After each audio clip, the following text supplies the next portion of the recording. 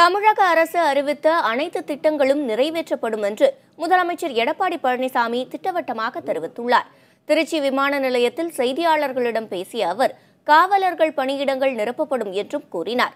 முன்னதாக திருச்சியில் தேசிய அளவில் நடைபெற்ற கபடி போட்டியில் வெற்றி பெற்ற அணிகளுக்கு முதலமைச்சர் பரிசுகள் வழங்கினார். அப்போது அதிமுக ஆட்சியில் விளையாட்டுத்துறைக்கு பல்வேறு திட்டங்கள் கொண்டு வந்ததாக அவர் பட்டியலிட்டார்.